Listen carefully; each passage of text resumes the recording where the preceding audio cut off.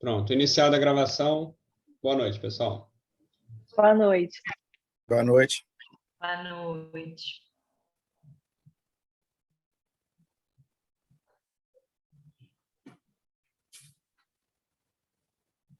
Bom, então, estamos a um minutinho do início da reunião. Nosso webinar de hoje da Sociedade de Medicina do Esporte e do Exercício do Rio de Janeiro vai ser sobre a medicina do futebol. Então, vamos falar com o Dr. Marco Azizi sobre o atendimento à beira do campo. Dr. Carlos Bruno Reis Pinheiro e Daniele Mello vão falar sobre os métodos de imagem e aplicação. Vou pedir para cada um se apresentar, começando pelo Dr. Marco.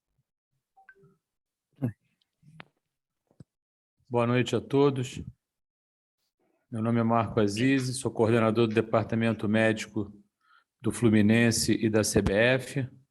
Além disso, coordeno um curso de Medicina da Universidade de Iguaçu e um curso de pós-graduação em Medicina do Exercício e do Esporte, também da UNIC.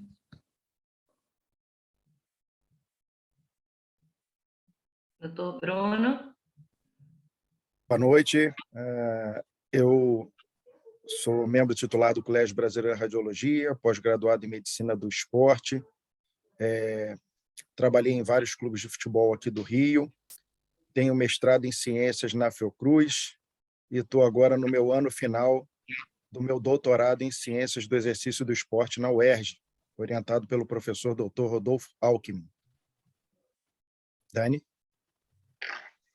Olá, eu sou a professora doutora Daniele Mello, eu sou profissional de Educação Física, sou graduada pela Universidade Federal do Estado do Rio de Janeiro, tenho mestrado em Ciência da Motricidade Humana, área de Fisiologia do Exercício, meu doutorado na Fiocruz em Promoção à Saúde. E tenho 2 pós-doutorados, uma em Fisiologia em Ambientes Extremos, na Universidade de Portsmouth, no Reino Unido, e também na Universidade Politécnica de Madrid, na área de termografia no esporte. Sou professora titular da Escola de Educação Física do Exército, minha área de atuação é na área de Fisiologia do Exercício, Fisiologia em Ambientes Extremos e Termografia do Esporte. Obrigada. Eu queria apresentar também a doutora Luísa, que é moderadora, junto comigo. Pode se apresentar, Luísa. Boa noite a todos. Meu nome é Luísa Grandini. Eu sou médica do futebol feminino do Fluminense. Sou professora substituta de reumatologia da UFRJ.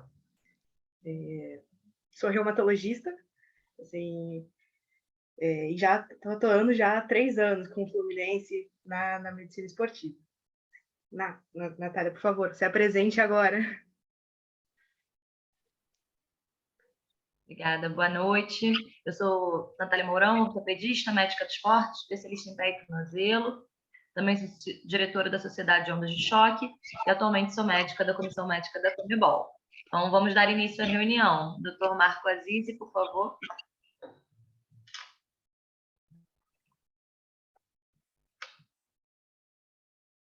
Está autorizado o compartilhamento de tela? Vamos saber agora. Foi? Foi. Perfeito, tá ótimo. Só vou ter que fazer de novo.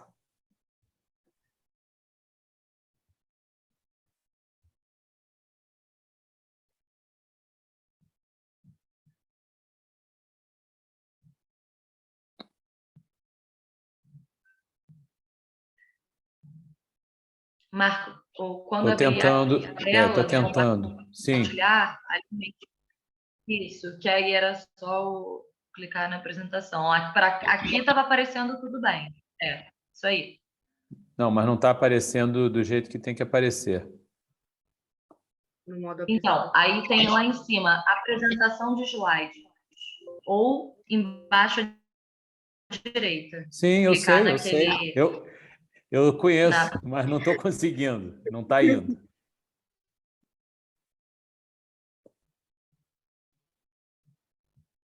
Agora foi.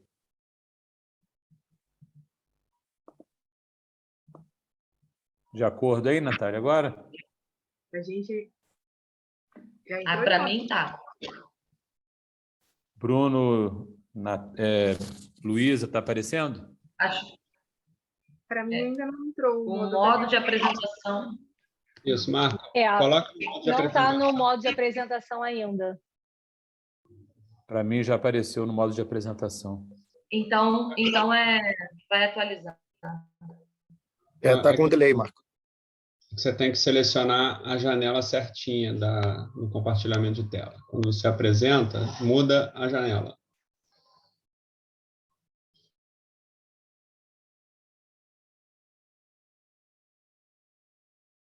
Eu sou novo nisso. Só faço isso há alguns anos. Mas dá para ir assim. Não, assim fica horrível. Assim não aparece o que eu quero. No canto inferior Vou direito. tentar... aí, eu sei.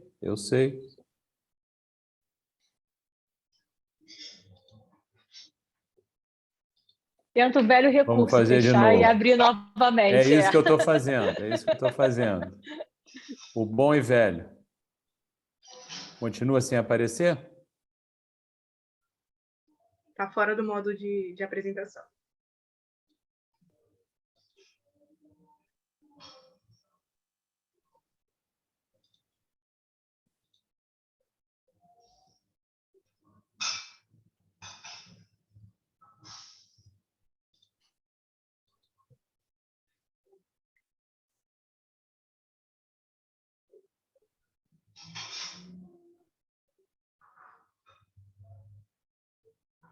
E agora? Ainda não.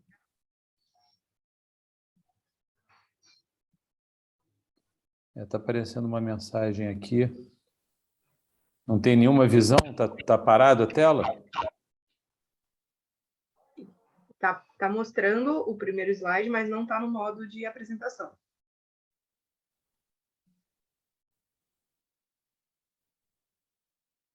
Agora foi. Muito bem. Então, vamos lá. Boa noite a todos. É uma satisfação estar aqui. Agradeço mais uma vez a direção da Sociedade de Medicina do Exercício e do Esporte do Rio de Janeiro pela lembrança do nosso nome. Digo isso nosso, eu, Bruno, Natália, Luísa, todos nós aqui poder fazer uma apresentação dentro do tempo. Marca o tempo aí, por gentileza, Luísa. Eu acho que eu tenho meia hora, mas já perdi 10 minutos. Então, vamos lá. Quando você fala em atendimento médico à beira do campo, é uma coisa muito interessante, porque as pessoas acham que aquele médico que está na beira do campo, que ele vai correr, vai salvar a vida de alguém. Até vai. Porém, existem nuances que nós temos que ter em mente antes de qualquer forma de atendimento em campo. E aí a gente pode pensar da seguinte maneira: fazer o atendimento em campo, nós precisamos primeiro fazer uma avaliação e saber de uma avaliação pré-participação. Então, para estar em pé no campo, você tem que conhecer os atletas que estão ali. Então, uma avaliação pré-participação, onde uma boa anamnese e um exame físico são fundamentais, seguidos de exames complementares como exames de sangue, eletrocardiograma, ecocardiograma e teste de esforço, fazem parte de uma rotina dentro de um clube, dentro de uma entidade esportiva, para que a gente possa ter a função do atleta preservada, a saúde dele preservada. Então, essas orientações são importantes. Então, fazer parte de uma equipe, você tem que ter a noção de tudo isso aí. Além disso, você precisa saber da história patológica pregressa desses atletas. Muitos dos atletas possuem alterações, as pessoas acham que atleta não tem patologia e muitos apresentam. Então, saber essa história patológica pregressa, principalmente em relação a alergias, como as alergias respiratórias, alergias medicamentosas, o uso de gelo. Eu tenho um atleta no Fluminense que ele não pode colocar gelo por um determinado tempo que ele faz urticária. Saber se ele tem alguma alergia alimentar, saber se está a caderneta de vacinação dele em dia. Aí vocês podem se perguntar, mas pois ele vai estar no beira do campo, ele não vai comer nada? Ele come. Então, a nutrição faz durante a atividade, durante o jogo, ele toma lá o seu gelzinho, às vezes ele tem alergia àquele tipo de gel. A alergia medicamentosa, a gente pode precisar fazer uma medicação durante o jogo. Então, a gente tem que saber. A caderneta de vacinação, ele pode ter um contato e fazer uma lesão, saber se ele está vacinado contra o tétano. E é importante a gente também ter a história prévia odontológica desse atleta. Então, ele pode ter uma lesão que vai nos comprometer de forma a ter alterações no sistema locomotor. O material médico é fundamental a gente ter em beira de campo. Lógico, o que precisamos ter? A nossa mala de medicamentos, onde essa mala deve ser preparada pelo médico que vai a campo, e não outro médico deve organizar, ou secretário, ou coisa parecida. Todos nós devemos organizar o nosso material para saber exatamente onde estão dispostos cada estrutura, se você, numa emergência, precisar não ficar procurando. E o desfibrilador, fundamental no banco, junto do médico, além de ter a ambulância por perto. Além disso, os hospitais de referência. Você está ali na beira do campo, onde você está? Qual o estado? Qual a cidade? Se você precisar remover, a ambulância sabe para onde levar? A gente sabe que não é bem assim. O Bruno está aqui, a Luísa, que participam de jogos, e a gente sabe que às vezes você está numa cidade fora dos grandes centros e a gente não tem hospital de referência. Então é indicado, quando a gente chegar numa cidade, saber qual é o hospital de referência. Por exemplo, eu em Xerém tenho o Hospital de Saracuruna de referência. Em Teresópolis, com a CBF, eu tenho o Hospital São José. Um exemplo, se eu vou jogar contra o Flamengo na Gávea, tem o Miguel Couto de referência para nós. Então, são hospitais que servem para a gente orientar os próprios motoristas de ambulância para onde a gente vai levar esse atleta. Dentro do campo, o que a gente faz? Ou na beira do campo? Que a gente não está dentro do campo, como se diz, a gente está na beira do campo. E aí, principalmente, fundamental, não se usa celular. A gente não deve ficar olhando o celular. A gente tem que estar atento a tudo que está acontecendo. O mecanismo do trauma, o mecanismo no qual o jogador pode fazer um movimento de alavanca com o membro e levar uma lesão. Então, nada de celular. O celular tem que estar com a gente, tem que estar ligado para uma emergência que a gente precisa chamar ajuda. Mas atenção total ao jogo. E o material que a gente usa, básico, o spray, que muitos dizem que é o spray milagroso, mas é aquele spray que produz como se fosse uma crioterapia localizada. A água, sem nenhuma propaganda da Gatorade, mas todo mundo tem essa garrafinha nos seus clubes. Uma água gelada, que ajuda a fazer uma analgesia momentânea naquela área. O próprio atleta ele já pede o sprayzinho, ele pede a água. A gente tem que ter com a gente gaze, fundamental, para caso haja uma lesão cortante, e o uso da luva.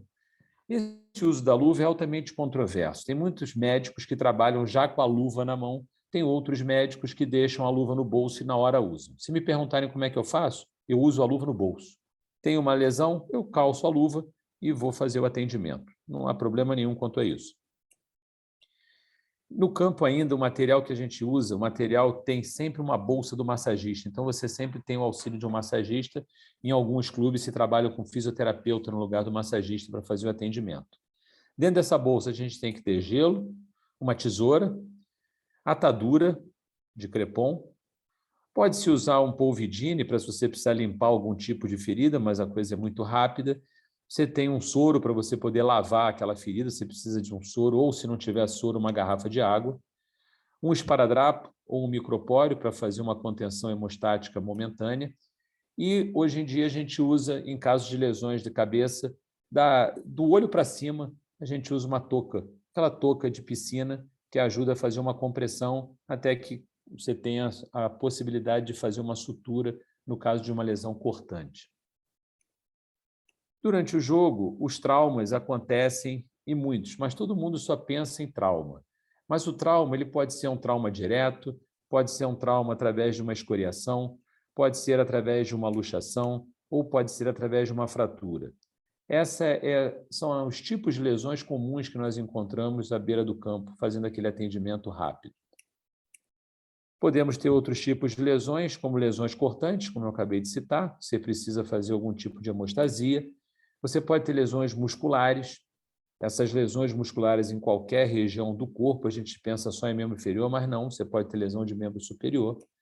Você pode ter a concussão cerebral, muito comum hoje em dia, onde nós sabemos que a maioria das pessoas que fazem o atendimento no hospital desconhecem essa concussão cerebral. Quando a gente chega removendo algum atleta, as pessoas tomam medidas que não condizem com o que é a realidade para a concussão cerebral.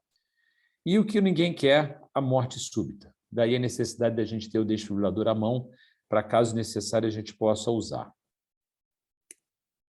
Nesse atendimento à beira do campo, você tem que ter, como eu apareço ali com uma garrafinha, eu tenho no meu bolso aqui a luva, a gaze, e está sempre observando, esse atleta já está fora de campo, a gente tem que estar observando para você ter a ideia do que aconteceu. Por isso que estar posicionado sem celular dentro do banco de reserva é fundamental. Então, o atendimento é igual, seja no clube, seja na seleção, todo mundo deve agir da mesma maneira. A responsabilidade que você tem, independente de onde você estiver tratando, ela é a mesma. São pessoas, são atletas. E nós, como médicos,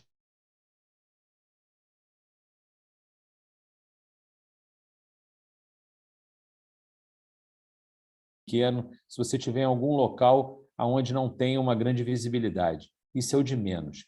Quem aparece são os atletas. A nossa função é médica.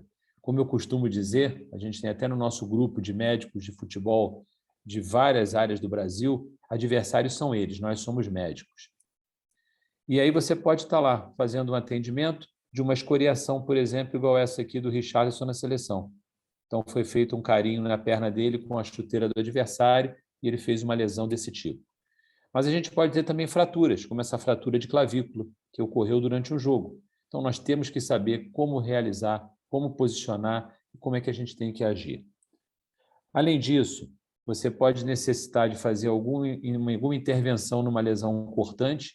Essa lesão cortante está lá, o jogador, o Matheus Cunha, colocando a compressa que nós fornecemos a ele para que você pare o sangramento e após a gente fez uma hemostasia com uma fita. Lesões cortantes de alto impacto, onde você faz a sutura. Lesões musculares, que podem levar a sangramentos.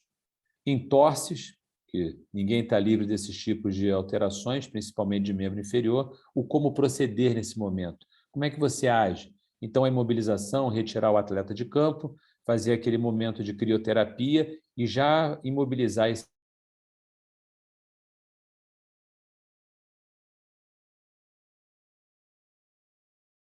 faz o atendimento e você remove esse atleta.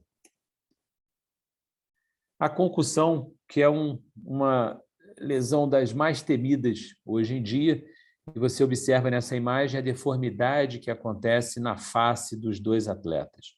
Então, não parece isso durante uma pancada, durante uma cabeça com cabeça, ou cotovelo com a cabeça, qualquer movimento que sofra agressão na cabeça, a gente pode dizer que houve uma concussão cerebral. E aí a forma de atendimento é fundamental. E aí a gente pode observar aqui um videozinho de um atendimento, na verdade, uma concussão, como ela acontece.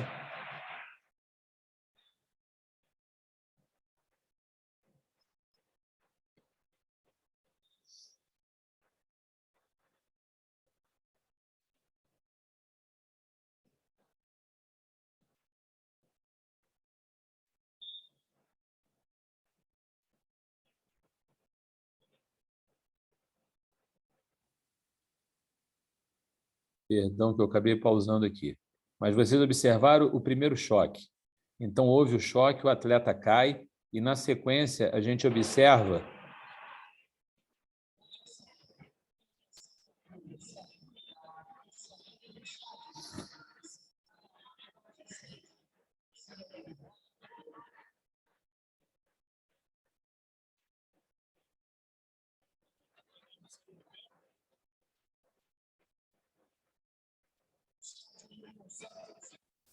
observem como é que o atleta perde totalmente a noção de espaço. E muitos deles querem voltar, mas eles não sabem exatamente o que está acontecendo com eles. Não só o atleta, como os outros ao redor, a imprensa, todo mundo acha que o atleta está bem. Mas observem as reações que eles vão apresentar.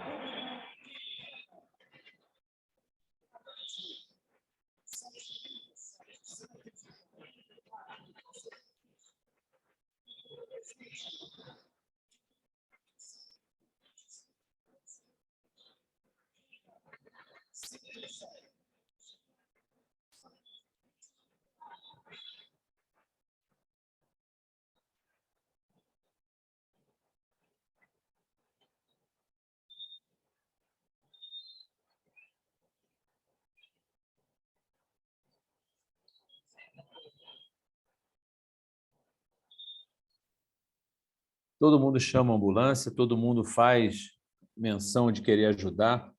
Nada contra a forma que foi atendimento, mas o certo aí seria a gente colocar ele na maca, na prancha, na forma que tiver, e tira de campo, deitado, direto para a ambulância. Então, nada de levantar e sair andando. Aprendi isso com o tempo, aprendi ouvindo várias pessoas, vários colegas muito mais experientes. Na hora que você vê esse movimento, já passa correndo pelo seu treinador e já avisa que ele vai ser substituído.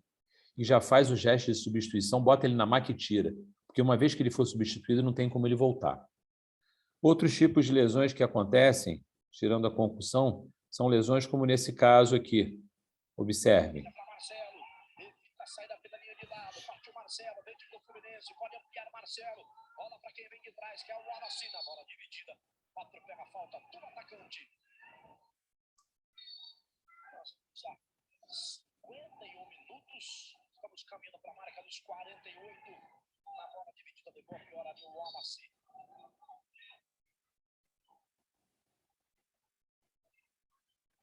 Daqui a pouquinho, coladinho no nosso jogo, São Caetano e... Esse atleta, vocês viram que aos 47 do segundo tempo foi proteger uma bola, uma pancada no joelho, fez uma ruptura de ligamento cruzado anterior. Taça São Paulo, a gente no interior de São Paulo, o que fazer com esse atleta? Não é nenhum risco de vida, se faz o primeiro atendimento, mobiliza-se o joelho, faz analgesia, pode ser feita a medicação, isso tudo na beira de campo. E aí depois, num segundo momento, a gente vai fazer um exame de imagem para observar que grau dessa lesão. Então, são coisas importantes que a gente tem que ter em mente, que pode acontecer a qualquer momento e não tem hora. O jogo está acabando. Aprendi com o futebol que os 5 primeiros minutos e os últimos 5 minutos são os piores que a gente pode ter. Os primeiros 5 que os atletas estão começando a jogar e os últimos 5 que todo mundo acha que já está acabando. Então, é nessa hora que a gente tem os efeitos deletérios. Para Marcelo, evita a saída pela linha de lado, partiu Marcelo, vem de Fluminense, pode ampliar Marcelo, bola para quem vem de trás, que é o Wallace, na bola de... Observe esse outro caso aqui, um jogador do Corinthians. Observe como a perna dele já... Eu vou voltar. Acompanhe.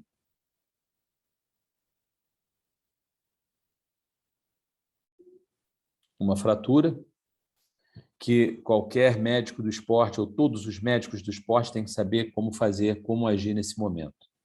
Então, uma conduta médica, não precisa ser ortopedista, como é que ele vai fazer esse atendimento ali.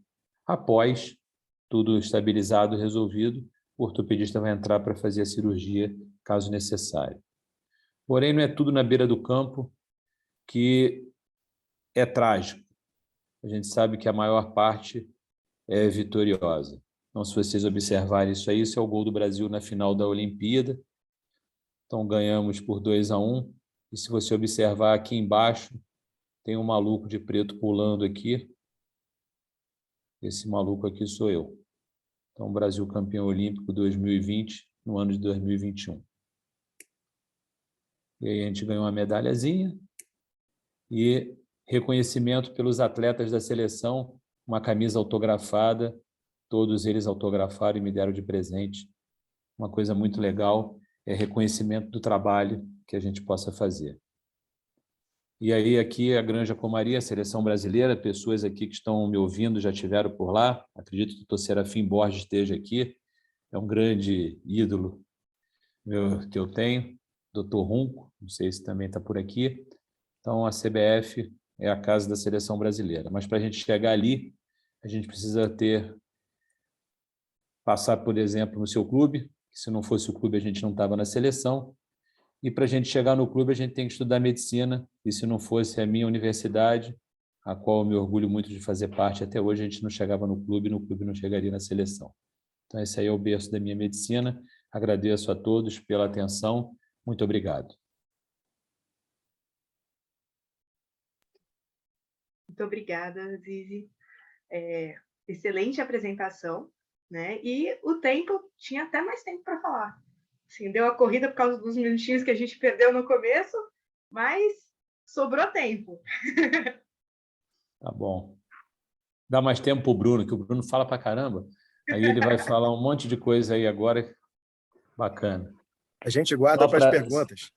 Vou só fazer um comentário que eu falei que adversários são eles e nós somos médicos. O Bruno, um grande amigão, que o futebol dizem que não se faz amigos.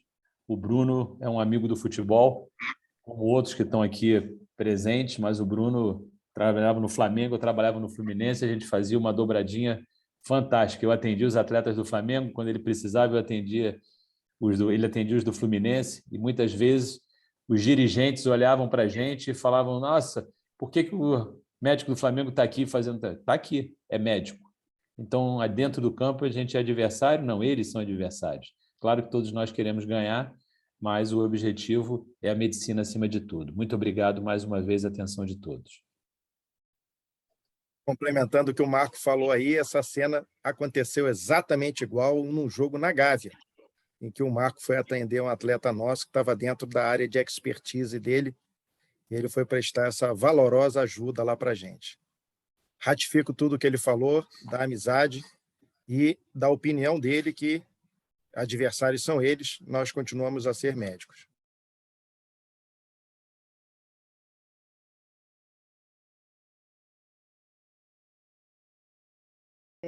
Essa próxima etapa vai ser com as aulas da professora doutora Daniele Mello e do Bruno Pinheiro. Eu imagino que a sua seja antes, Dani. É isso? Isso. Perfeito. Eu tô vendo aqui para já compartilhar aqui o meu slide. Eu não sei se já a tela de compartilhamento já está aí para vocês, se está na apresentação. Está no modo Pode apresentação? Não, Dani, pode colocar no modo de apresentação. Ok. É porque agora eu não vejo mais, eu não me vejo mais, agora eu só estou vendo vocês. Então, posso começar? Perfeito. Por favor. Bom, gostaria de agradecer, né, a Sociedade de Medicina do Esporte do Rio de Janeiro, especificamente ao doutor Bruno Pinheiro, né, que fez esse convite para eu estar fazendo essa apresentação junto com ele. Para mim é uma honra estar falando aqui um pouquinho para vocês, né, o trabalho que eu venho desenvolvendo no futebol, o trabalho que eu venho desenvolvendo na área de termografia.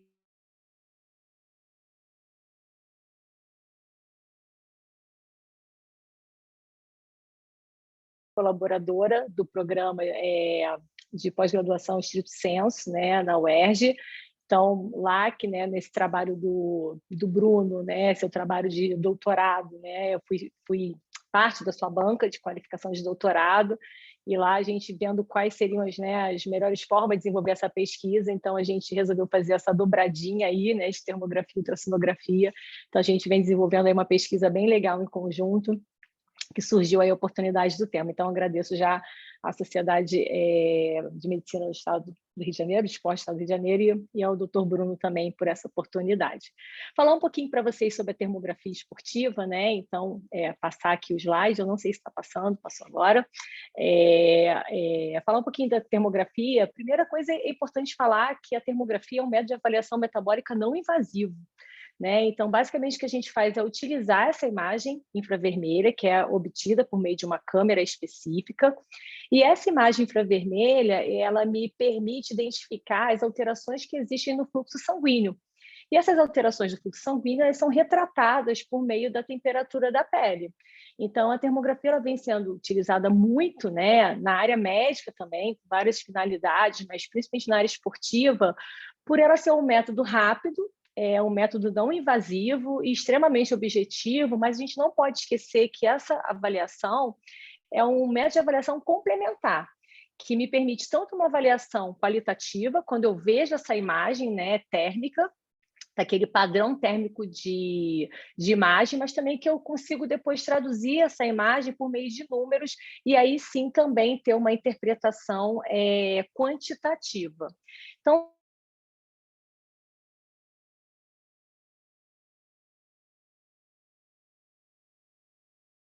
que nós dividimos isso na termografia, nós chamamos de regiões de interesse, que são as ROIs.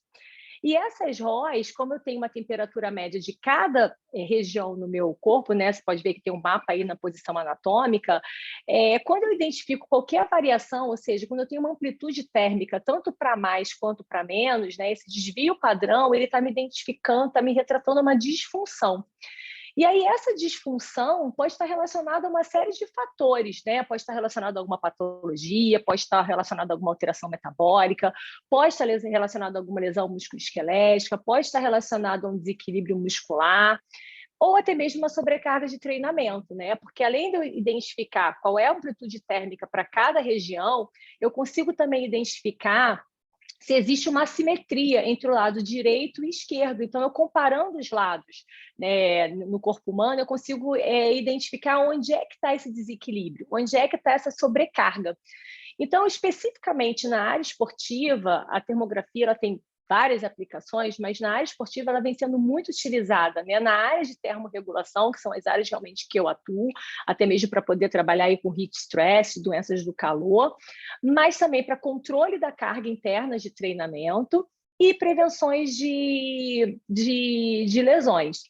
E já existem até alguns protocolos de prevenção, né? Esse foi um artigo publicado no British Journal, que é bem interessante. Ele é um artigo de 2019, que ele já vem, inclusive, trabalhando com padrões de referência de assimetria, né? Então, quando você tem uma assimetria entre essas regiões que variam de 0,3 e 0,4 graus, você tem que fazer aí um acompanhamento. Quando já passa para 0,5 a 1 grau, você já começa a trabalhar com medidas, né, de prevenção. Quando você tem aí entre 1,1 e 1,5, você já está em um quadro realmente de alerta, né, que tem assim, um risco de lesão muito grave, e essas medidas preventivas devem ser muito mais intensas, né, intensificadas.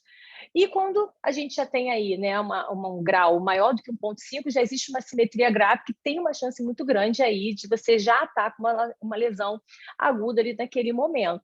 E aí eles já recomendam, né, nesses protocolos de prevenção, que vão desde a crioterapia, fisioterapia, redução da carga de treino, mudança da carga de treino, estratégias de massagem, recovery boots, entre outras estratégias.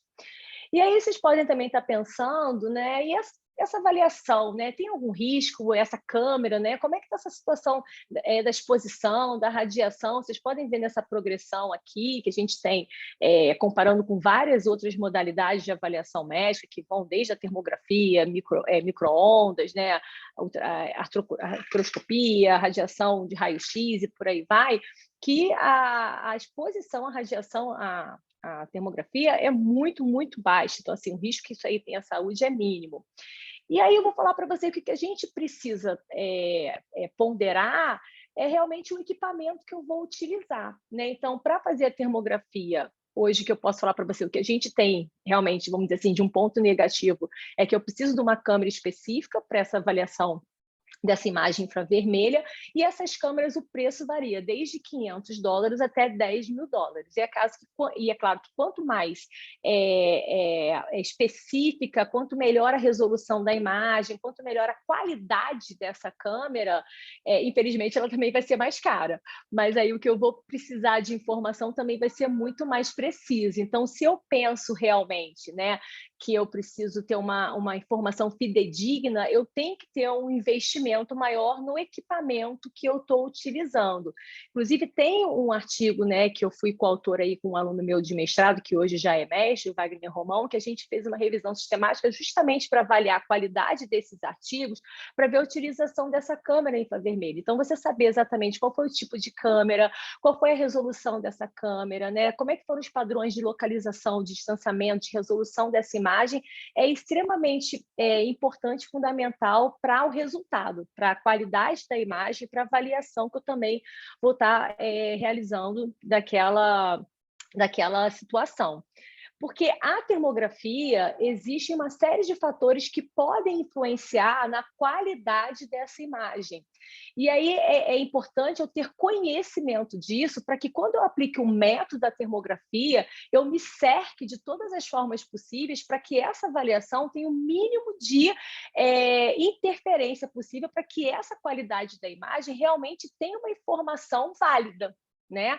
Então, eu tenho parâmetros que são considerados parâmetros ambientais, né? Fatores ambientais que interferem na qualidade da imagem. Eu preciso conhecer isso para poder ter medidas de prevenção, de precaução, fatores técnicos e fatores também individuais. E aí eu passo aqui algumas situações que vale a pena para a gente poder entender, né? Então, se eu sei que existem fatores que comprometem a qualidade dessa avaliação e aí, consequentemente, a validade e a confiabilidade desses resultados, eu tenho que controlar esses fatores, né? Então, por exemplo, quando eu falo dos fatores ambientais, eu tenho o tamanho da sala, temperatura ambiente, umidade relativa do ar, pressão atmosférica, radiação.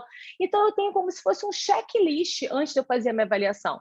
Saber se aquele espaço está disponível, se aquela sala foi aclimatada adequadamente, porque eu tenho que ter uma temperatura no ambiente termoneutro, se eu tenho, para cada avaliação, a temperatura e a umidade relativa do ar, se eu tenho uma fonte de radiação próxima, que essa pessoa pode estar ganhando calor, que pode ser até um dispositivo eletrônico, até mesmo um computador próximo, se existe algum fluxo de ar-condicionado ou um fluxo de ar que está muito direcionado para aquela região, ou seja, uma série de situações que eu tenho que me precaver para que essa avaliação não tenha interferência.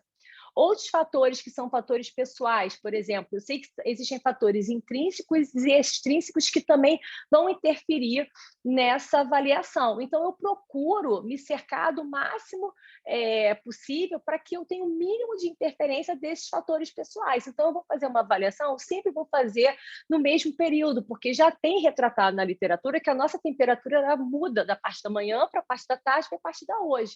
Então, eu não posso pegar uma temperatura, uma avaliação de um dia que eu fiz pela manhã e comparado a um outro momento que eu fiz na parte da tarde, porque existem outros parâmetros que já vão fazer com que essa temperatura já fique aumentada ao longo do dia, né? Então, eu tenho que saber uma padronização de temperatura, de horário, ou pelo menos de fase, né? Manhã, tarde, noite. Tentar saber se aquele local não tinha circulação de pessoas que podem interferir na qualidade desse ar. Avaliar também outras variáveis como questões antropométricas, de composição corporal. Tem todo um protocolo de orientação pré-teste, então eu sempre avalio sobre o tipo de vestimenta que ele tem que estar utilizando, como é que tem que ser essa alimentação e hidratação. Ele não pode fazer nenhum tipo de atividade física antes, ele não pode ter utilizado nenhum recurso fisioterapêutico antes. Eu procurar sempre a hidratação, porque essa hidratação, né, orientações mínimas de hidratação, porque essa hidratação vai interferir na temperatura da pele. Eu, por exemplo, para hidratação, eu também faço uma medida de hidratação com refratômetro para ver se aquela pessoa está com hidratação adequada, né? Normalmente ele chega, né? Eu peço um jejum de pelo menos aí 4 horas para que não tenha essa questão de alguma substância, algum alimento que tenha cafeína ou outro produto que pode interferir na temperatura da pele, até mesmo algum produto dermatológico, filtro solar, ou algum tipo de cosmético, maquiagem, se for mulher, hidratante, alguma pomada, até mesmo desodorante. Então, uma série de situações que eu preciso controlar para que eu não tenha essa interferência, né? E eu também faço um controle ali do tipo de exercício que foi realizado, qual foi a duração, a intensidade desse no dia anterior, para saber se isso também vai interferir muito na resposta daquele dia, naquela avaliação naquele momento, né? Se tem alguma queixa específica de dor ou de lesão em alguma região, se tem algum histórico de cirurgia local, ou seja, eu tenho que ter uma anamnese muito completa para poder me cercar de todas as variáveis que podem estar interferindo aquela disfunção de temperatura naquela região. E também a questão técnica da câmera, né? Eu preciso saber exatamente qual é a região que eu vou utilizar, eu vou separar aquela ROI, né? Aquelas regiões de interesse que eu vou utilizar, ter uma padronização de distância, de posicionamento da câmera, de posição do corpo, usar sempre o mesmo equipamento, saber se essa marca, esse modelo, esse fabricante tem uma boa precisão. Também tem umas padronizações da própria câmera, de você ter um tempo que ela precisa estar ligada para poder ela também se configurar com a temperatura ambiente, configurações de emissividade da câmera, ou seja, são muitos detalhes que eu preciso controlar para que realmente essa qualidade dessa imagem seja fidedigna. né? Aqui tem alguns modelos, né, de algumas avaliações que eu faço lá na Escola de Educação Física do Exército, né? Essa é a câmera que eu utilizo, que é uma câmera FLIR modelo E76, que é uma câmera também que tem uma ótima resolução, né? E aqui são assim os equipamentos que eu utilizo, porque você ter só uma avaliação qualitativa dessa imagem, você pode ter um viés ali do avaliador, do pesquisador. Embora nós tenhamos a experiência prática, né, de estar sempre avaliando, você já sabe mais ou menos pela qualidade da imagem, pelo tipo da imagem, o que existe de uma região de lesão ali ou não, mas também você pode estar induzindo ali algum erro, né? Nós não somos máquinas, nós somos seres humanos. Então, eu utilizo também 2 softwares específicos, né? Um da Rad Square, que é o Kelvin, e o outro, que é o Thermo-Hilma, que é do grupo da Espanha, que é justamente para poder eu pegar essa avaliação qualitativa dessa imagem e também transformar em informação numérica, para poder eu não estar induzindo ao erro e aí sim ter uma informação mais quantitativa e também um pouco mais visual, né? Especificamente esse slide que eu coloquei aqui, eu estou utilizando esse software que é o Thermo-Hilma, que ele cria essa espécie de avatar, né? Isso aqui é um atleta de futebol, que eu fiz uma avaliação, né, tanto da parte anterior quanto da parte posterior. E aí eu tenho essa informação mais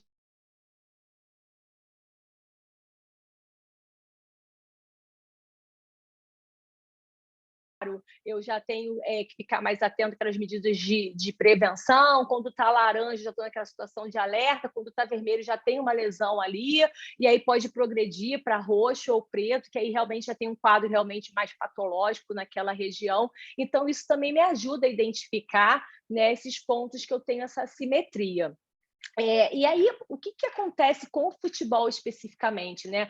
A termografia, quando você pega os artigos relacionados à termografia, tem muita coisa sobre futebol, né? É um dos que tem mais produção científica na área do futebol. E aí eu escolhi, tem muitos artigos publicados na área, mas eu escolhi esse especificamente, né, que é de 2020, do Journal of Sport Rehabilitation, porque é do grupo, né, da Espanha, que são os grandes pesquisadores na área assim, de termografia, que eu tenho maior honra de trabalhar junto com o Ismael Fernandes e também o doutor Cileiro, o doutor Manuel Cileiro, que eu tive assim, a honra e o privilégio de ser orientanda nele no meu pós-doutorado na Universidade Politécnica de Madrid. E aí o que foi legal, porque eles trabalharam, né, esse artigo foi com o pessoal da La Liga, né, com as equipes que integravam a La Liga, e eles conseguiram identificar as regiões que têm maior comprometimento, né, em relação às lesões, e eles conseguiram também intervir.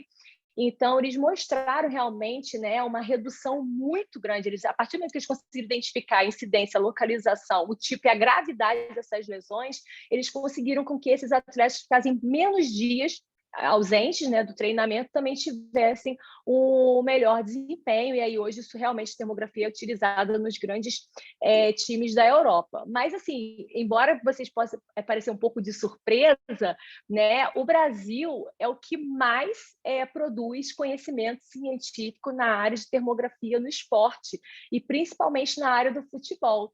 Né? Então, nós somos assim, grandes inovadores, grandes produtores de conhecimento nessa área.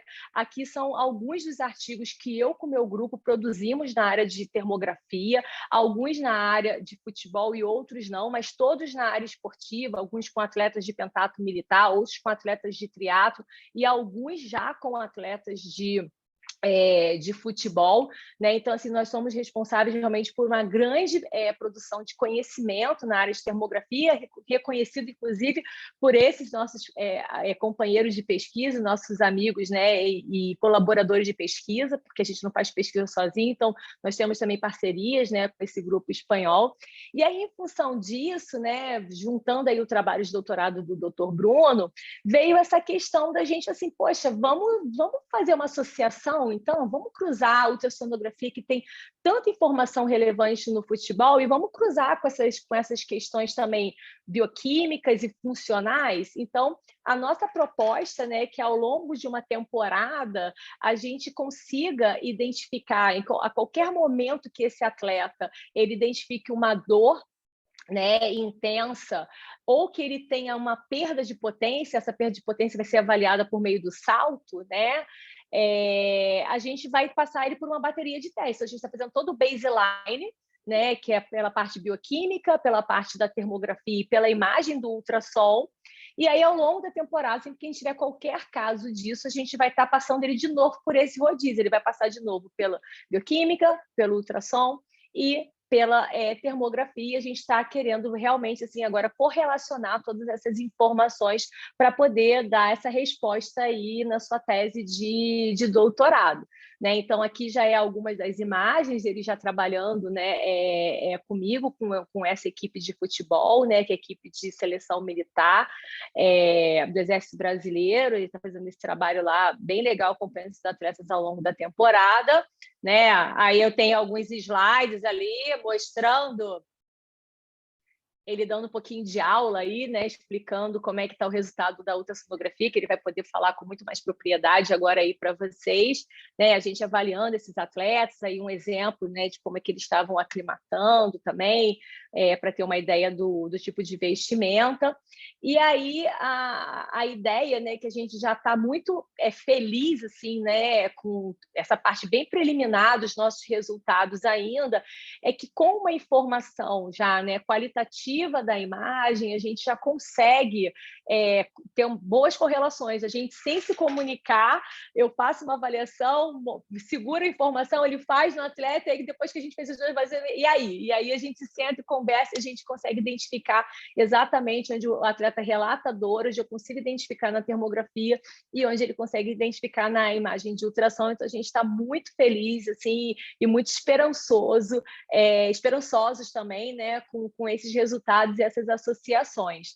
Algumas coisas que são bem interessantes, né, que a gente já vem conversando aí já esse avatar dessa imagem já tratada, né, com uma informação mais qualitativa, é que a gente já está conseguindo identificar uma lesão que ela não precisa chegar no quadro mais grave, no quadro mais inflamatório. A gente consegue pegar já essa lesão ainda no quadro muito inicial, né, e identificar isso usando essas duas avaliações para complementar e se adicionarem aí, pensando sempre na saúde desse atleta, que eu acho que é o melhor retorno que a gente pode ter. Né? Então, é um trabalho ainda muito preliminar, mas que a gente está bastante esperançoso e que eu acho que a gente vai poder trazer muito resultado legal aí a partir desses resultados.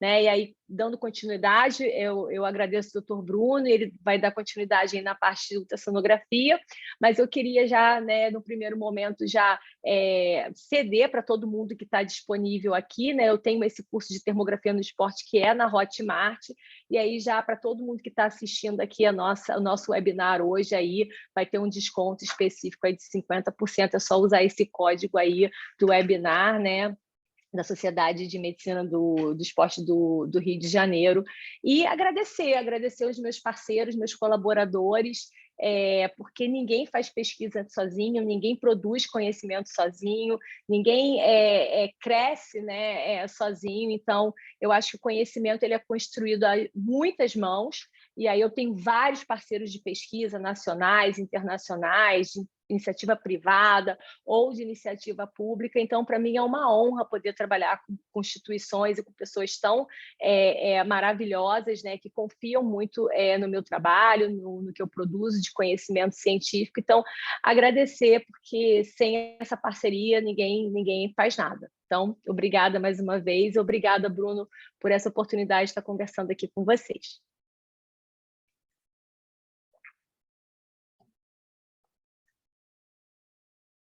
Muito obrigada por essa excelente aula, né? Com certeza deixou a gente curioso e ansioso. Ainda mais aqui, já estou querendo puxar vocês. Marcos, a gente consegue levar ele no clube.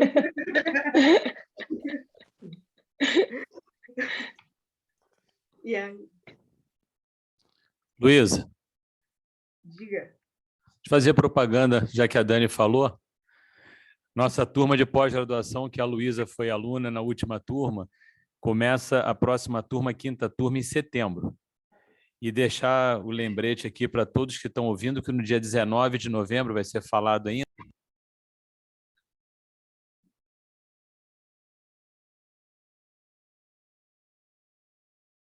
O seu som ficou mudo, professor. Ele interrompeu, você Voltou? desativou isso. Voltou. Não sei até onde vocês ouviram, mas eu falei da pós-graduação, que a gente está abrindo a 5ª turma em setembro. Luísa foi aluna, Bruno é professor de lá. E a nossa jornada de medicina do esporte, dia 19 de novembro, vai ser falado ainda, mas só para já lembrar, nunca é demais, no CREMERGE. A jornada vai ser a última jornada nossa, depois, a primeira depois da pandemia, a última dessa nossa gestão. Tá bom? Perfeito.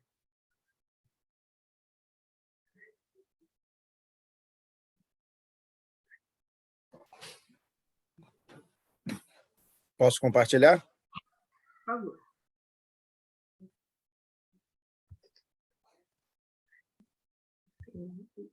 E completando só, Dani, estamos ansiosos para essa junção, né? Esses resultados, com certeza, mudam um pouco as nossas perspectivas com relação a tempo de lesão, a realmente detecção precoce dessas. Então, estamos ansiosos por esse trabalho de vocês. Nós também. O Bruno tem que defender rápido essa tese aí, esse doutorado. Bom, eu acho que agora é um estímulo a mais com essa junção, né, dos trabalhos, uma sincronização tão boa, e esse adendo dessa sua parte também da termografia, no nível que você faz, que é bem diferente do comum. Muita gente está usando aí termografia para vendo muita coisinha colorida, usando de maneira muito amadora, isso até desmerece o método, né? Eu sou testemunha de que o trabalho da Dani em termografia é algo no nível verdadeiramente excelente, né? Então, acho que entre os muitos presentes que meu orientador, o Rodolfo, me deu, foi colocar a Dani como mais uma estrela da minha banca de qualificação, né, com 5 pessoas espetaculares que eu admiro. Então, foi uma satisfação muito grande esse contato, que a gente está alinhavando um trabalho que está crescendo, uma coleta de dados múltipla. Depois a gente vai ter que quebrar a cabeça para somar isso tudo aí. Posso começar, moderadoras? Por favor. Bom, vou começar com uma fala do Marco em relação ao professor Serafim Borges. Eu tive uma oportunidade a mais com o Marco, porque em 8 anos de Flamengo eu tive uma oportunidade de convívio com o professor Serafim, e que eu presto aqui meu testemunho de que cada dia que eu estive com ele no Flamengo, nesses 8 anos, foi um dia que eu verdadeiramente aprendi uma coisa nova e que eu melhorei. Então, se o professor Serafim estiver ouvindo, presto aqui minha homenagem e agradecimento a uma das pessoas que é minha referência profissional, tanto de capacidade quanto de idoneidade, né? Bom, vou falar sobre a parte de ultrassom, e que é a área que eu mais gosto dentro do diagnóstico por imagem, sempre foi a minha paixão, a parte da sonografia, por motivos que eu vou apresentar aqui. Aquela história de ter amigos no futebol, né, e para ver há quanto tempo a gente conseguiu colocar a nossa equipe, que eu digo não sou eu, foi a equipe que a gente estava, colocar isso em campo. Isso daí é um jogo Fla-Flu das estrelas, o Flamengo 81 contra o Fluminense 75, que ocorreu, conforme mostra o troféu aí, em 28 de junho de 2009. Né? Aquela foto que está ali é uma foto do domínio público, que foi a foto que saiu no jornal após o Flamengo ganhar o jogo. Né? Aquele que está olhando era o nosso amigo Cláudio, um amigo meu de infância. Cláudio é ortopedista, médico do esporte e também professor de etiqueta. É interessante ele conseguir gerenciar essas especialidades ao mesmo tempo. Além do futebol, no ano seguinte, em 2010, o professor Lorega, nosso querido Lorega, recebeu esse projeto também na Maratona do Rio. E cabe aqui esse slide, na Maratona do Rio, desde 2010, ininterruptamente, em todos os anos que ocorreu presencialmente lá a maratona, a gente teve o suporte de diagnóstico por imagem com ultrassom e Doppler em medicina interna, locomotor, vascular, tegumento, né, para ultrassom dermatológico, com diversos tipos de lesão. E nessa imagem no canto inferior esquerdo do observador, a gente inclusive observa uma descontinuidade de superfície óssea caracterizando fratura. Ultrassom não é para ver a fratura, sim, mas algumas a gente consegue ver, como é o caso ali agora dessa fratura bem visível ali. Professor Marco Azizi, coordenador de curso da pós-graduação em Medicina do Esporte. Ele, junto no atendimento, a gente sincronizando, somando opiniões, experiências, etc. E esse trabalho da maratona, que veio a reboque do futebol, acabou dando a oportunidade de falar no Congresso Médico Mundial de Maratona, que ocorreu em 2019 nos Estados Unidos, na Universidade Barry, na Flórida, onde nossa equipe fez uma literal invasão lá para poder apresentar temas interessantes e diferentes. Bom, antes de começar a falar do método, a primeira coisa que tem que ser dita é uma boa comunicação. Você tem que ter um linguajar adequado, você tem que ter a capacidade de interagir com a sua equipe, seja ela do próprio departamento médico, seja da comissão técnica, seja dirigente ou o que for. Se você se comunicar mal, por melhor que você faça o método, execute ele, você vai ter o método fracassando. Aquela foto inicial do Cláudio, que aparece lá, o fato da gente ser amigo desde criança, isso foi fundamental para a confiança mútua, e ele abriu as portas do futebol para esse método. Então, o Cláudio é responsável pelo convite inicial da gente ter a ultrassonografia do Duque de Caxias. Em 2009, primeiro semestre, a gente já fazia, em várias situações, como eu vou mostrar, caracterizando que o Duque, naquela época, fazia brasileiro Série B e carioca Série A, e a gente foi o pioneiro mundial nisso também. Sempre que você tem uma boa comunicação, você tem que buscar também ter uma clareza das informações. O que você vai apresentar em termos de informação, ela tem que ser falada de uma forma que você consiga fazer com que as outras pessoas entendam. Senão, a gente passa a ter uma informação tecnicamente excelente, mas que será em nada aproveitada. Aqui eu tenho um exemplo de amigos do futebol, como o Aziz gosta de classificar. Tem o Valteriano Faria, fisioterapeuta de primeira linha, né, que a gente se reencontrou no Flamengo. O Valteriano lembrou bem lá, eu fui professor dele na graduação, no ciclo básico, depois no ciclo profissional, quando ele fez a faculdade de fisioterapia.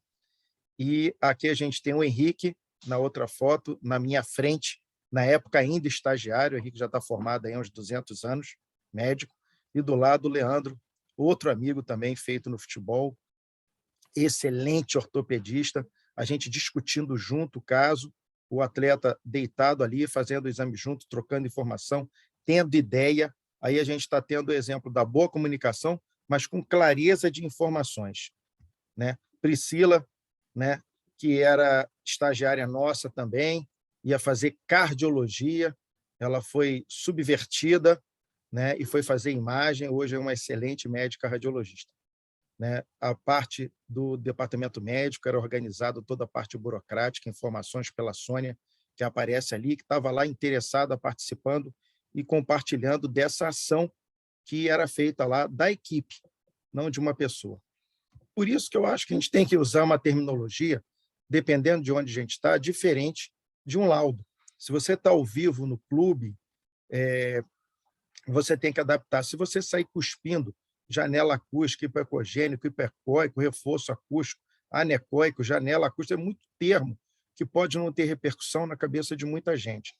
Talvez seja melhor a gente traduzir isso de uma forma muito mais viável de entendimento, fácil, para que a gente ofereça uma informação verdadeiramente útil, ao invés de usar tanto termo que, embora no laudo formal, escrito, apresentado e entregue a um paciente na clínica ou hospital seja assim, talvez não seja o melhor caminho de apresentação de informações dentro do clube de futebol, para a gente ser mais prático e ter um grau de entendimento melhor. Né? Então, além da boa comunicação e da clareza de informações, é crucial você saber limites do método, não ir além do que o método pode ir. Por quê? Senão você começa a ver coisa que não existe, né? Começa a dar informações fantasiosas. Quem é apaixonado por algum método, seja ele qual for, tende a levar esse método ao limite, ao extremo. Mas, então, a gente tem um freio, precisa também ter um senso de bom senso para poder saber até onde o método pode ir. E, claro, saber até onde o método pode ir não quer dizer que você vá até lá. Eu assisti às termografias que a Dani fez, entendi o que ela me explicou, mas passa bastante longe de eu conseguir fazer o que ela faz, né? Então, o método consegue ir até onde alguém como ela vai, né? Não é, eu não conseguiria pegar a termografia e ir até onde ela vai. Então, além de saber o limite do método, saber o limite de quem executa o exame, de quem executa aquele método, para aí sim a gente poder usar as informações no limite do que o método e o examinador conseguem ir. Fundamental, treinamento ou especialidade, que é o melhor ainda.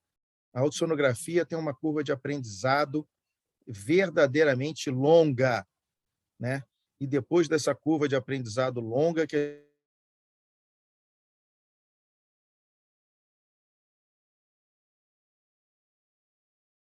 ela qual for, e achando que é especialista. A quantidade de erro é gigantesca, se come mosca, se inventa coisa, né? A diagnóstico por imagem é a especialidade, né? Eu fiz radiologia na Santa Casa, ainda na época do professor Nicola Caminha, mas sempre militei muito pela ultrassonografia, que era o método que eu mais tinha dificuldade, então eu acabei estudando mais que os outros, e você estudando mais ganha afinidade, acaba gostando e etc.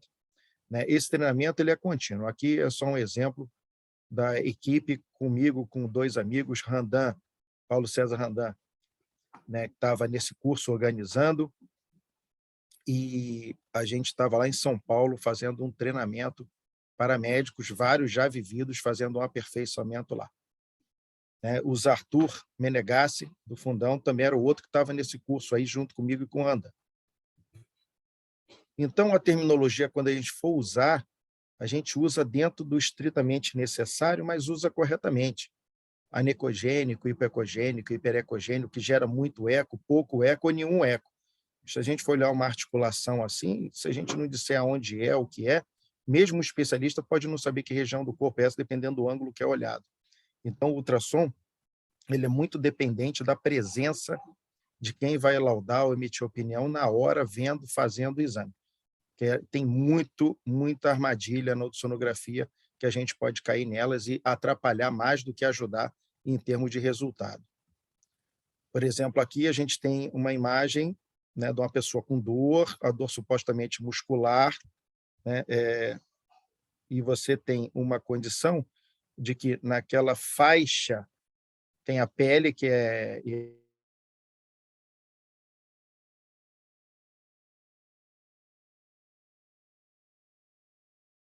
mais homogênea, dividida ela ao meio por uma linha horizontal branca, e na metade inferior tem uma bolinha mais branca, uma bolinha ecogênica. Essa dor muscular não era muscular, aqui foi o local inadequado de colocação de uma vacina. A pessoa foi vacinada em subcutâneo em vez de muscular, coisa que eu andei vendo muito nesses 2 anos. Muita gente, por erro de aplicação de vacina, teve a sua vacina inoculada em plano subcutâneo, na hipoderme, e não no músculo como deveria. Tudo isso pode simular dor muscular ou algum evento muscular. Então, não dá para você fazer só mais ou menos, aprender a ver só músculo, não. Tem que aprender a ver o contexto. Então, você tem que estar com preparo, sabendo física, sabendo anatomia, sabendo fundamentos de formação da imagem, estudando a imagem como um todo, para só chegar, então, depois disso tudo, no específico. Claro, quem gosta do método vai gostar muito dessa parte de falar de vantagens, que é a parte mais legal, né? Entre as vantagens, a gente pode citar que o método é móvel, inofensivo, dinâmico e permite associação simultânea com outros métodos, né? Aqui, por exemplo, a gente está usando o fato do aparelho ser móvel, estar dentro de um vestiário, né? Enquanto tinha atletas treinando, a gente dentro do vestiário, aquecendo para o treino, a gente estava aqui observando um membro da comissão técnica.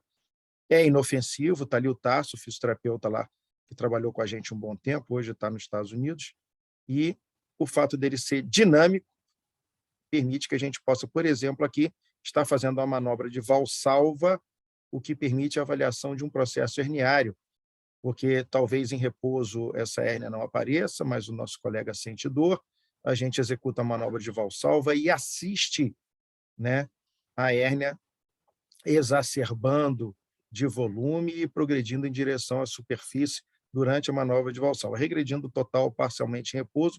Então, o fato dele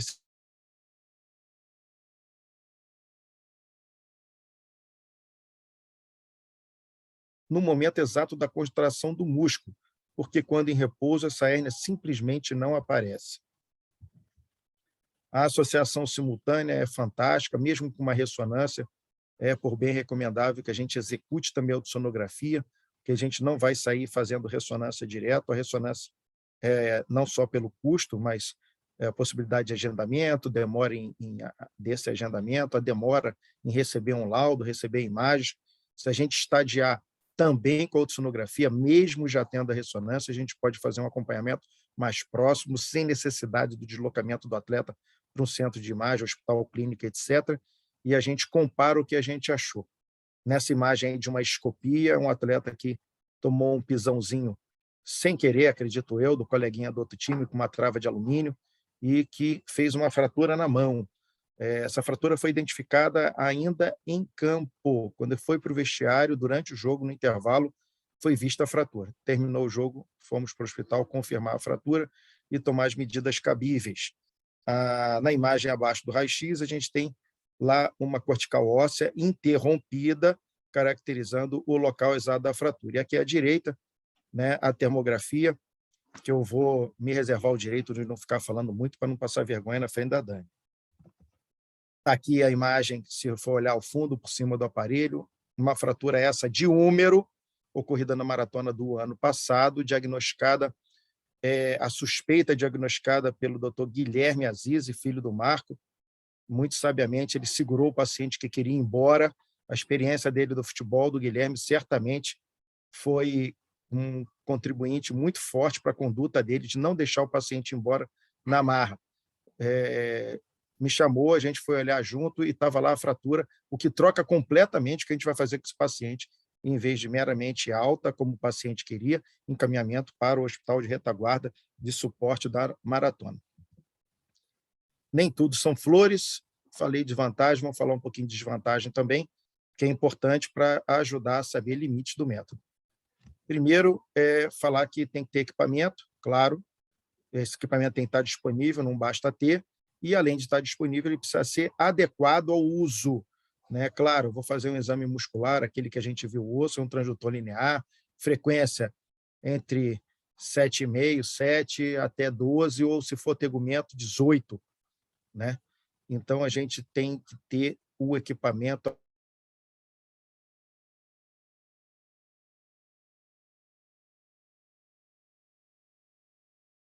de clínica, de imagem, tem equipamento sobrando e não tem quem faça exame.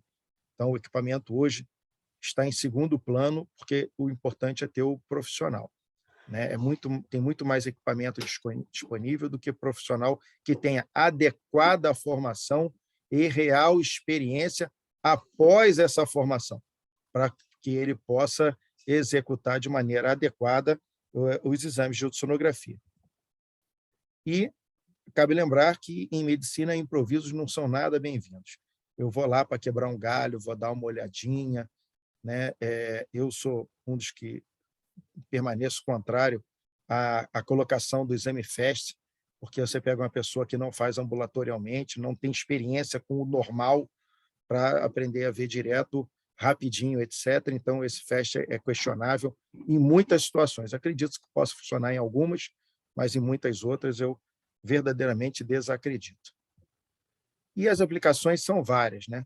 No futebol, a gente, claro, a gente pensa sempre em músculo, em segundo lugar em tendão, mas cabe ver também tegumento e as aplicações tradicionais, afinal, o atleta ele também tem fígado, também tem baço, ele consegue também ter órgãos internos abdominais, vasos sanguíneos e etc., que podem apresentar patologias, sejam elas agudas ou crônicas, e a gente tem a possibilidade, com um aparelho desse, se for a parte de medicina interna, tendo um transdutor convexo, né, adequado para exame abdominal, a gente pode fazer o diagnóstico no clube, como a gente já fez lá, avaliação, por exemplo, de esplenomegalia, o que, para a gente, permitiu seguir uma sequência diagnóstica que levou a finalizar como apostando, por exemplo, em mononucleose, através da detecção laboratorial de Epstein-Barr vírus.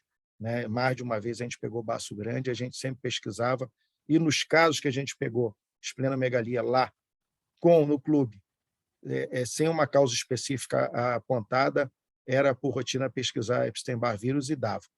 Né? A gente tinha esse diagnóstico positivado e confirmado laboratorialmente. Como a gente sempre pensa em músculo, a gente tem uma ruptura total do músculo reto femoral, que permite a observação meramente visual, sem aparelho, sem palpação, sem nada.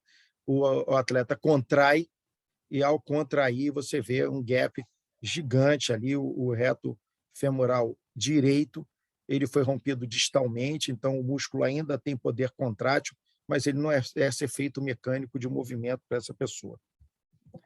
Transformando na imagem, a gente vê aí em forma de cunha a parte do músculo em si contraído e afastado, formando um coto bastante visível, nítido, fácil de observar, ainda mais para quem tem vivência no método. O ultrassom é muito amigo de líquidos, o líquido ele ressalta muito bem, né? Então, por exemplo, numa bursite trocantérica, a gente vê uma coleção líquida adjunta à margem óssea, fazendo o diagnóstico de bursite trocantérica com muita facilidade, pela presença do líquido em quantidade patológica nessa bursa ou em qualquer outra bursa. Se você tem um método disponível para diagnóstico, você tem ele também disponível para procedimentos, sejam eles invasivos ou não. Né? Não necessariamente precisa furar o paciente, nosso atleta, que é nosso paciente, para fazer algum procedimento guiado. Né? A gente tem ali, à esquerda, Fábio Marino, que fez parte daquela equipe do Duque, pioneira mundial nessa aplicação de sonografia em campo, né? A gente olhando o atleta na hora, fazendo a colocação, pontuando o local exato onde havia lesão, havia contratura, a coleção líquida, etc. Então, a gente está fazendo uma guiagem para um procedimento fisioterápico não invasivo, uma equipe extremamente sincronizada. Aqui à direita, a doutora Luísa Grandini, promovendo um processo também de evento guiado, só que dessa vez invasivo, agulhado, né? Ao fundo, prateado lá é a bolsa de infiltração, a mala de infiltração do professor Paulo César Randan, que a gente gosta muito de mexer com ele, dizendo que é uma bolsa de maquiagem, a mala de maquiagem dele. Realmente parece.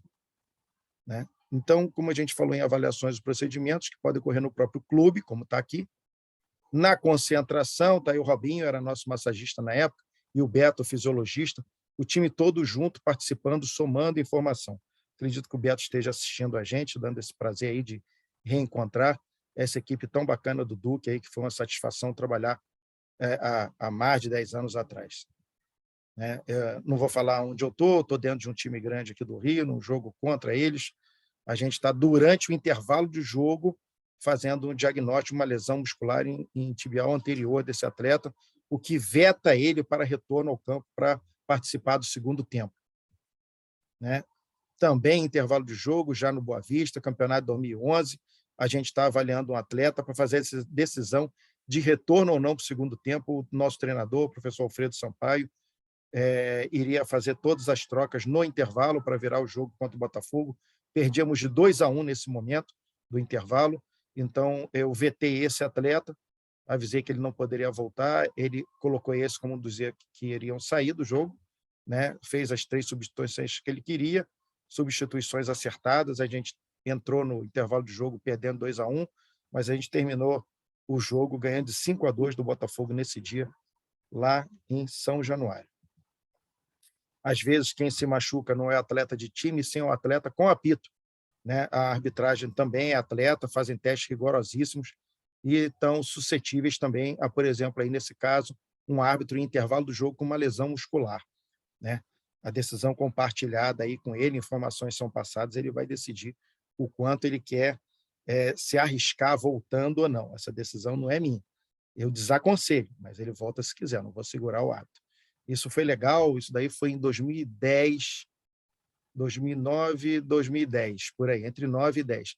Nessa época, o trabalho já estava conhecido a ponto do delegado do jogo e no nosso vestiário pedir para a gente ir lá avaliar o árbitro no intervalo do jogo. Isso foi bem bacana, mostrando que o trabalho não só estava conhecido já naquela época, como também eles apresentavam um alto grau de confiabilidade, né? Aqui é só para lembrar que, se você vai fazer exame de sonografia, o ideal que seja num ambiente fechado, climatizado, a sala é escurecida, para poder você ter uma boa condição de avaliação. O que passa longe de acontecer aqui nesse banco de reserva, que a gente está avaliando o atleta e descobrindo que ele tinha lesão em panturrilha, mais precisamente no gastrocnêmio medial. Então, essas avaliações e procedimentos podem ser feitos no próprio clube, concentração, vestiário e em campo.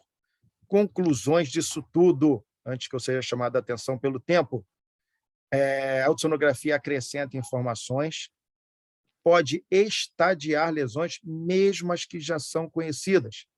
Monitora a evolução do atleta. Na época do Pan-Americano, teve atleta que eu fazia exame a cada 48 horas.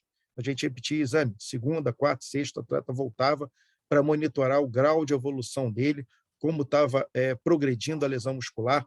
Vinha treinador, vinha médico, vinha fisioterapeuta, vinha todo mundo acompanhar, às vezes com comitiva, deixava ao final do dia. Então, teve mais de um atleta durante o Pan-Americano do Rio que a gente fez essa avaliação sequenciada de maneira muito intensa e que ajudou muito a equipe, ajudou esse atleta a ter um bom progresso e, consequentemente, um bom resultado no Pan-Americano. Dá a possibilidade para a gente também de procedimentos guiados e garante pleno sigilo. A gente sabe que o sigilo é importantíssimo, primeiro que o atleta, ele antes de tudo é nosso paciente, se ele não autorizar, as informações sobre ele não podem ser divulgadas. O fato de estar muito restrita a informação, ele sequer foi para outro lugar, o nome dele não circulou em lugar nenhum, isso fica muito fechado dentro do que o departamento médico estabelecer de quem precisa, pode ou deve saber do que aconteceu em termos de lesão com cada atleta. Esse sigilo é importante por vários motivos, inclusive táticos e estratégicos, em relação ao adversário saber ou não da disponibilidade desse atleta. E quero agradecer aqui o convite de todo mundo, vou emendar o que a Dani falou, honrado está a gente, Dani, de você estar participando aqui, muito bem-vinda. Eu tenho certeza que convites futuros virão para você abrilhantar o evento, que nem está abrilhantando esse. E, para encerrar, no último slide, deixo aqui meu contato profissional, né, onde eu trabalho na clínica do Dr. Ricardo Aires, um mestre do ultrassom, onde eu tenho a oportunidade de exercer uma qualidade muito grande, tanto pelo equipamento como pelo exemplo do Ricardo, que é o melhor ultrassonografista que eu já vi em qualquer lugar. É impressionante. Eu estou tendo uma nova oportunidade de melhoria técnica graças à proximidade dele. Deixo meu abraço e meu agradecimento aqui ao Ricardo, caso ele esteja nos assistindo. Obrigada, Bruno. Queria aproveitar para agradecer os nossos palestrantes, doutor Marco, doutora Daniele e doutor Bruno. Aproveitando, antes dos comentários, eu queria chamar todos, convidar todos em nome da diretoria da SMERJ para a nossa jornada, que vai acontecer no dia 19 de novembro. Será durante o dia todo, de 8 às 18, com temas como medicina do futebol, entre outros. Em breve, nós estaremos divulgando as formas de inscrição e todo o cronograma do evento. Vou passar a palavra para a Luísa, que vai dar continuidade aos comentários. A gente pode começar com as perguntas que foram feitas aqui durante o evento, né? Deixa eu achar que tinha algumas aqui. A Dani, inclusive, chegou a responder, mas eu acho que vale a pena a gente ler aqui de novo, para quem não estava acompanhando o chat. Então, Daniela, pergunta do Eduardo Valias, Schmidt. Daniela, a termografia pode ser utilizada no retorno ao esporte após lesão muscular? O que pensa? Eu acho que eu respondi já essa pergunta lá no chat, mas de qualquer forma fica aqui registrado. O que a gente faz é o acompanhamento, tanto para direcionar, né? É sempre feito, o doutor Serafim também tinha colocado isso, como é que é feito quando é identificada essa lesão.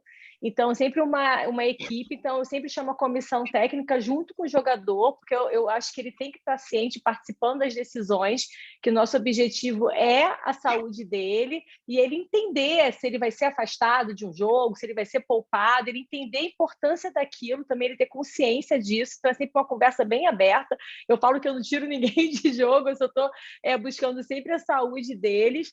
Então, é feita uma conversa com a equipe técnica, com a comissão técnica, e agora, nesse momento que o Bruno está lá, a gente está, inclusive, o fisioterapeuta acompanhando essa avaliação que ele é feita ali na hora da ultrassonografia. Então, ali na hora, a gente já vai conversando, o Bruno já vai conversando com ele, já vai mostrando a lesão, já vai explicando, já vai mostrando a profundidade, né, a localização, já vai conversando com o atleta ao mesmo tempo. Então, a gente fica realmente ali naquela equipe multidisciplinar. E aí ele vai, claro, com a posição do médico, fisioterapeuta e equipe técnica. E aí ele vai para fisioterapia, fica afastado. E aí, semanalmente, ele volta para mim para termografia. Então, assim, vamos dizer que toda segunda-feira ele faz tratamento a semana inteira de fisioterapia, e aí na segunda-feira ele passa por mim na termografia, sempre o mesmo horário, aquele padrão todo que eu já falei.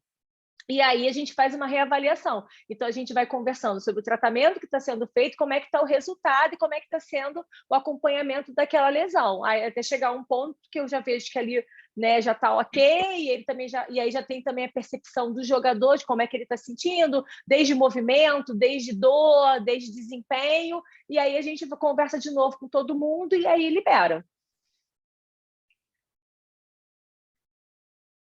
Perfeito. Muito obrigada pela sua explicação. Vamos aqui uma para o Bruno. Bruno, pergunta do Eduardo Valia Schmidt também. O Eduardo está curioso sobre os temas. Gostou da aula, eu imagino, né? Que bom, né? Então, Bruno, observando hematoma pós-contusão muscular, você aspira esse hematoma com quanto tempo? E no acompanhamento, se houver fibrose, quebra ela com quanto tempo? E algum uso de ortobiológicos nessa lesão? Primeiramente, obrigado aí pela pergunta. Eu acho que isso daí você está lançando temas que dá para ficar na dúvida. A avaliação da lesão muscular, no mínimo, a maioria delas, a gente não toca nelas. O tratamento é absolutamente conservador, porque o próprio hematoma ajuda a estabilizar, a frear o sangramento, e o hematoma, quando ele se organiza, ele serve de substrato e guia para a regeneração das fibras musculares dentro do ciclo normal regenerativo do músculo. Se a gente manipula a lesão mecanicamente, com agulha, aspira, etc., há uma chance não só do contaminante durante esse evento, mas também da gente atrapalhar mais do que ajudar. É importante lembrar que, principalmente a lesão pequena, a gente segue com fisioterapia de maneira absolutamente conservadora, dentro dos métodos fisioterápicos habituais. Já guiei a aspiração de lesão? Sim. Quando o hematoma verdadeiramente era muito grande, a conduta optada pelo departamento médico do clube foi por aspiração, depois de julgar que isso seria válido para aquele caso específico, foi uma minoria, foi aspirado sim. Só se aspira enquanto o hematoma estiver líquido ou parcialmente líquido. A partir do momento que ele coagula, a gente teria que manipular muito o hematoma para que ele liquidificasse e a gente conseguisse aspirar, e também com uma agulha extremamente grossa, porque esse hematoma é um hematoma muito mais espesso do que o sangue corrente que a gente tem. Então, isso daí é um fato que a gente tem que pesar antes de meter a agulha nisso.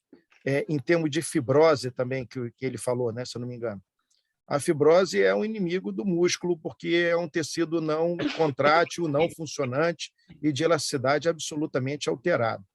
Né? Hoje, lá com o Ricardo Aires, o Ricardo é uma fera em elastografia, a gente tem avaliado alguns tecidos e lesões com o método de elastografia, e isso tem trazido uma quantidade de informação muito interessante. E a fibrose ela tem uma perda de elasticidade visível na elastografia, que está associada à ultrassonografia, então tem a imagem sobreposta para a gente poder estudar isso aí.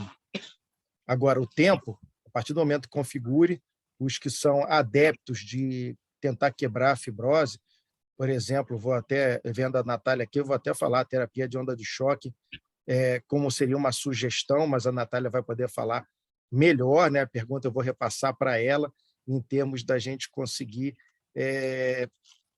alterar essa fibrose, Natália? A terapia de onda de choque, que você é expert nisso, é uma das referências.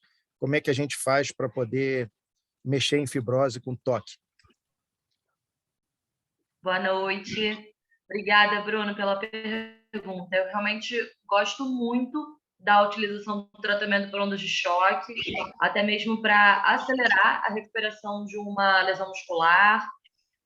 A gente até em trabalho científico do grupo de São Paulo, né, do ASCO, utilizando em fibrose para lesões crônicas muscular, com bom resultado, se não me engano, em quase todos os atletas tratados. Então, realmente é um tratamento muito bom justamente nesse tipo de lesões. Mas acho que a gente pode abordar isso talvez num webinar só, que a gente vai ter um monte de perguntinhas aí ainda, né, Luísa? Então... Temos mais algumas aqui. Deixa eu ver aqui. Uma para você, Marco. Quem está perguntando, Marco Gomes.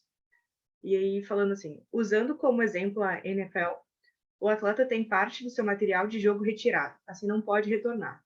Também lá existe uma tenda de avaliação primária para concussão. A aplicabilidade deste padrão no futebol? Desculpa, não ouvi.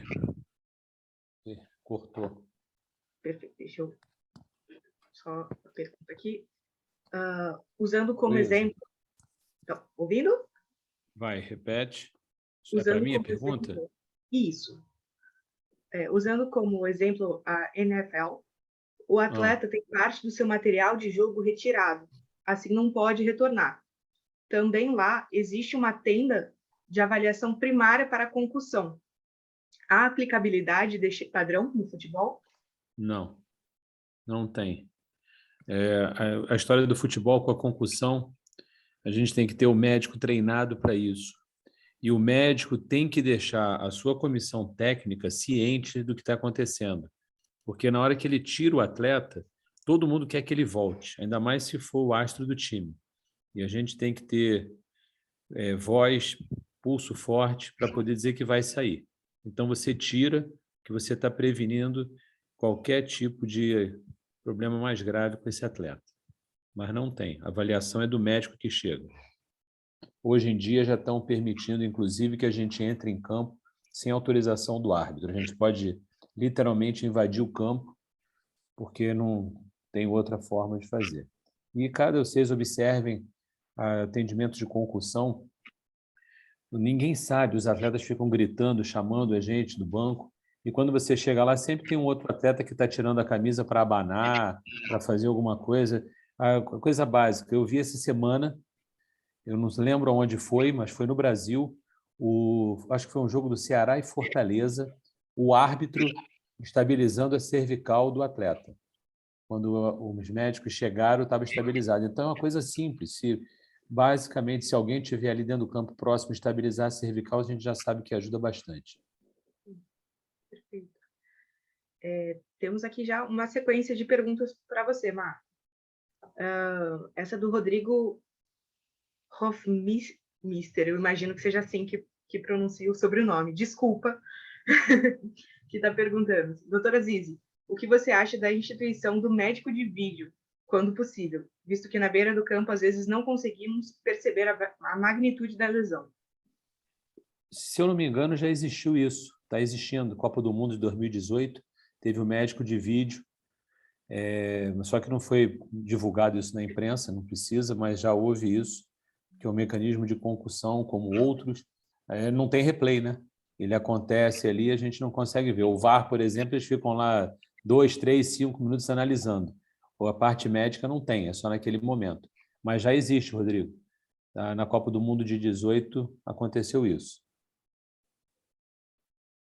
E o Marcos Gomes perguntou de novo, né? O quanto nós avançamos no atendimento primário. Avançamos demais. O Marcos Gomes, se eu não me engano, é o presidente, né? Nós avançamos imensamente. As Olimpíadas no Brasil e a Copa de 2014 ajudaram muito ao desenvolvimento do atendimento primário de morte súbita na arena esportiva. O que acontece é que a gente tem muitas atividades, muitos jogos que não são Série A nem Série B. Então, a gente tem uma dificuldade nesses outros locais, devido... Hoje em dia, a CBF já obriga que você tenha 2 ambulâncias em campo, porque quando sai uma, o jogo não precisa parar, a outra está ali. Caso saiam as 2, aí o jogo tem que ser suspenso. E o tipo das ambulâncias, a gente vê cenas de atletas empurrando a ambulância, que a ambulância não pegava. Hoje a coisa está muito mais profissional e muito mais evoluída. Perfeito. Nos comentários, no chat, na verdade, temos ainda uma pergunta para o Bruno, do Fabrício Vilhena. Doutor Bruno, boa noite. Muito obrigado pela palestra. Eu gostaria de saber qual a sua visão sobre os aparelhos de ultrassom de bolso na prática do dia a dia. Eles seriam de alguma utilidade ou somente os aparelhos das marcas mais tradicionais, mais completos, etc. Parabéns pela aula. Bem, Fabrício, obrigado pela pergunta. Vou assinalar aqui a presença de um amigo da maratona, meu e do Marco, Wilson Paris, que mora atualmente nos Estados Unidos, está aqui assistindo, mandando um abraço aí para todo mundo, mandou pelo celular. Né? Paris, obrigado aí pela audiência. Fabrício, quanto menor o equipamento, mais difícil de você ter uma imagem com capacidade de exame. Eu já usei equipamentos de bolso do tamanho de um celular. Aquilo é alguma coisa, em termos de você ter alguma imagem, mas ela foge muito ao ideal. Muito aparelho, ele tem uma imagem, mas ele não tem qualidade diagnóstica. Eu já vi muito aparelho verdadeiramente pequeno. Tem um de flip, que eu até me impressionei, a imagem era muito melhor do que eu imaginava, entre não ter nada e ter ele, mas ele foge ao ideal para a gente poder verdadeiramente fazer diagnóstico de um monte de coisa. A gente vai perder muita coisa, mas é melhor do que não ter. Agora, pior do que não ter o aparelho é ter um médico verdadeiramente não treinado, não habilitado, que ele vai dar muito resultado impróprio e vai, inclusive, desacreditar o método. Perfeito. Bom, pelo avançar da hora, assim, a gente ainda tinha muito comentário aqui para ler, muitos elogios aqui no chat, né? Algumas outras perguntas, mas acho que pelo avançar da hora fica um pouco mais complicado. Então, Natália, você pode encerrar com a gente aqui, por favor? Obrigada, Luísa. Então, queria agradecer a todos os palestrantes. Foi ótimo, é sempre bom. Acredito que nosso público gosta muito de conhecer como que é a vivência mesmo dentro do esporte. Então, acho que acrescentou bastante para todo mundo. Inclusive, não teve ups and downs assim, ao longo das palestras, não, tá? Só foi aumentando. Tivemos uma aderência de quase 100 pessoas o tempo todo. Então, achei que foi muito produtiva. A SMERG agradece a presença de todos e em breve teremos... Acompanhe nossas redes sociais que divulgaremos mais informações sobre a nossa jornada em novembro, dia 19 de novembro. Obrigada a todos. Muito obrigada, uma boa noite. Obrigada. Boa noite. Boa noite.